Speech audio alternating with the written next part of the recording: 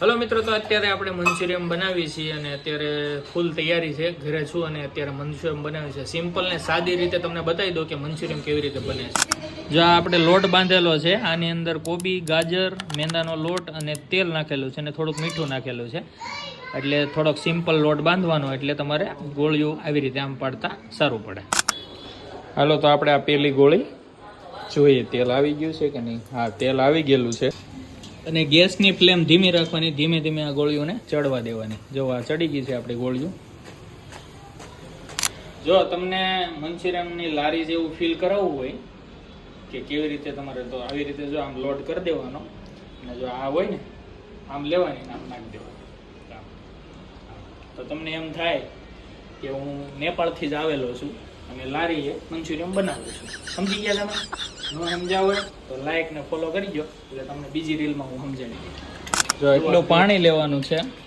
પાણી લઈને આ મસાલો એની અંદર નાખી દેવાનો છે. સિમ્પલ, બીજું કાંઈ નહીં, ખાલી પાણીમાં મસાલો નાખી દેવાનો.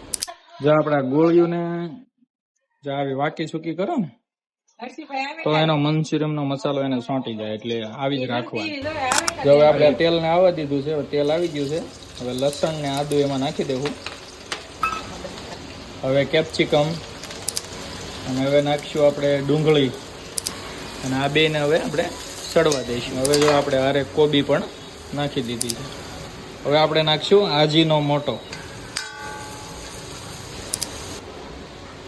અને હવે નાખીશું આપણે સોયા સોસ, ટમેટો સોસ પણ નાખી દઈશું અને હવે એને આપણે હલાવી નાખીશું. જો આ ગ્રેવી કમ્પ્લીટ બની ગઈ છે આની. હાલો, હવે આપણે નાખી દઈ ગોળીઓ. આપણે મસાલો જે મિક્સ કર્યો હતો ને પાણી હારે, એ હવે નાખી દેવું.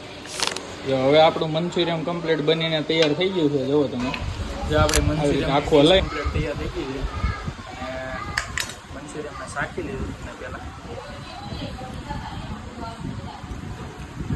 એક નંબર જ બને. આ રેસીપી ટ્રાય કરજો. મંચુરિયમ બનાવતા આવડતું છે, પણ સિમ્પલ ને સાદું આવી રીતે.